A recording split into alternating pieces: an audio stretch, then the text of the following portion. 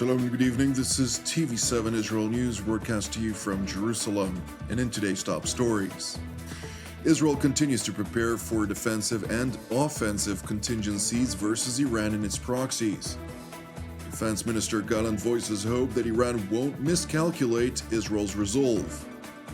U.S. Vice President Kamala Harris urges Israel to avoid civilian casualties in the war on Hamas in Gaza.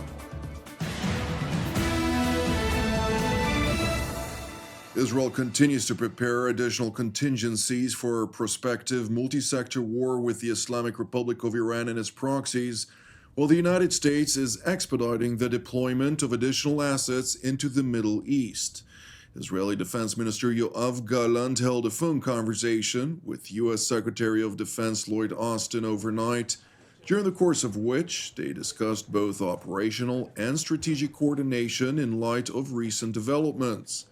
Per an Israeli Defense Ministry statement, Minister Gallant detailed IDF readiness and capabilities in the face of threats posed by Iran and its regional proxies, and discussed interoperability with the wide range of U.S. military capabilities deployed to the region. Prior to his conversation with Secretary Austin, Defense Minister Gallant visited the IDF's main induction base, Tel HaShomer, where he was initially briefed by senior IDF officials. He then held a discussion with soldiers being drafted to the Nachal and Kfir brigades, during the course of which he addressed the seemingly challenging times during which the fresh recruits are being drafted into the IDF. אתם מגיעים עכשיו בתקופה שהיא תקופה מאוד מאתגרת. אתם מתגייסים בתקופה מאוד משמעותית. זה נכון על המלחמה כולה. בימים האלה, ממש בימים האלה, האויבים שלנו מאיימים לפגוע בנו בדרכים שהם לא פגעו בנו קודם.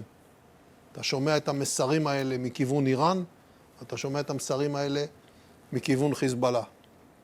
אני אומר להם, ואתם צריכים לדעת את זה, שמי שיפגע בנו באופן שהוא לא פעל בו בעבר, צפוי גם לפגיעה שלנו באופן שבו אנחנו לא פעלנו בעבר, ולצה"ל יש יכולת חזקה מאוד ומשמעותית מאוד. Jerusalem's top defense official went on to stress his hope that the Islamic Republic of Iran will not miscalculate Israel's determination to confront any threat by overwhelming force. אני מקווה שהם יעשו את החשבון בצורה טובה, ולא יגיעו למצב שהם גורמים לנו לעשות דברים שיביאו לפגיעה משמעותית ויעלו את הסיכוי להתפרצות של מלחמה בחזיתות נוספות.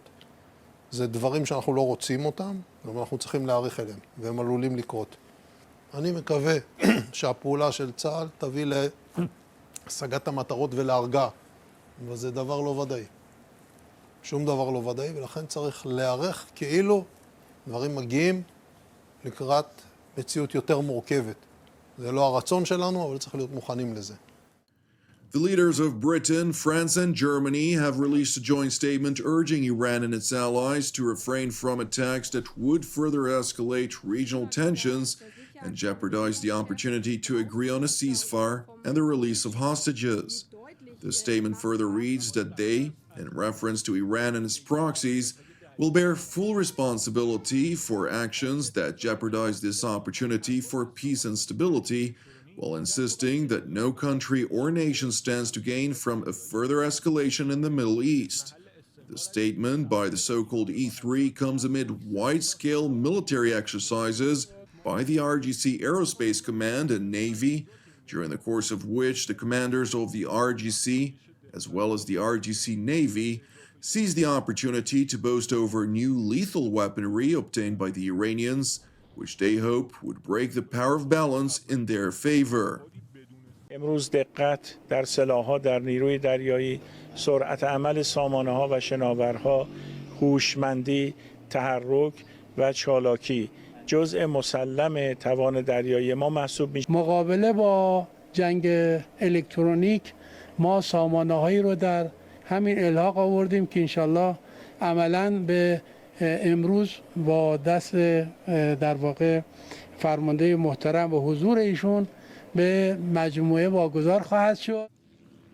With Western concerns over prospects of Iran forcing Israel to utilize the full scale of its power against the Islamic Republic, which may draw the region into a multi-sector conflagration and may even, potentially, set dangerous precedent vis-a-vis other global hotspots, the United States has instructed its USS Theodore Roosevelt aircraft carrier strike group to expedite its transit into the region, while President Joe Biden reiterated his warning to the Ayatollah regime in Tehran. What's your message to Iran? Mr. President, what's your message to Iran? Any thoughts on former President Trump? It is important to highlight that the United States has deployed significant forces throughout the Middle East under the U.S. military's Central Command. Among others, its deployment of F-22 Raptor aircraft, which is considered to be the most advanced sixth-generation aircraft globally, came as a surprise since it is predominantly considered to be an offensive rather than a defensive tool. Asked about this deployment, Pentagon Deputy Press Secretary Sabrina Singh emphasized that it essentially serves as a deterrent to Iran's malign intentions. Actually, they can be a very invaluable defensive platform. They add a maneuverability, additional systems that allow the commander to have more versatile options. And I think it sends a very clear signal to the region that we want to see tensions de-escalate. And it sends a really, I think, powerful message of deterrence. Meanwhile, on Israel's northern front, IDF Chief of General Staff Lieutenant General Herzi Halevi toured the IDF Northern Command, during the course of which he received an elaborate situational assessment from the IDF Intelligence Directorate and Northern Command Commander Major General Ori Goldin.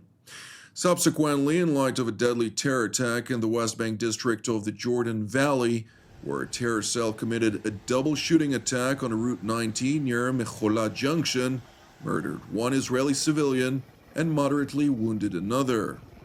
המשימה שלנו זה לתפוס את המחבלים האלה, להגיע אליהם לפני הפיגועים, לא הצלחנו כאן. השעון שסופר לתפוס את החוליה שביצעה את הפיגוע הזה, סופר אחורה.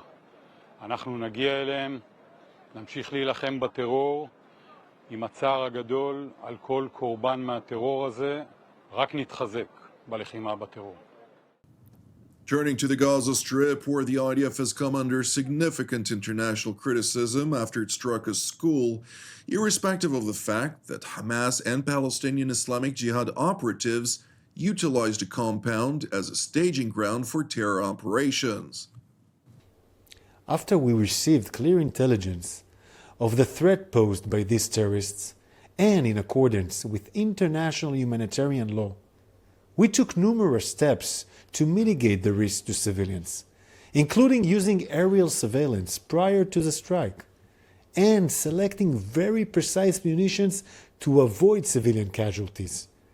The IDF conducted a precision strike against the terrorists in one specific building of the compound, an area that, according to our intelligence, no women and children were present. You can see in a video published by us today that the compound is still intact and that there is no significant cratering or damage to the main structure of the compound. Admiral Hagari went on to voice outrage over the fact that Western officials adopted once again Hamas' deceitful narratives. This pattern of systematic abuse of schools for military activities by Hamas and Islamic Jihad endangers both Gazans and Israeli civilians.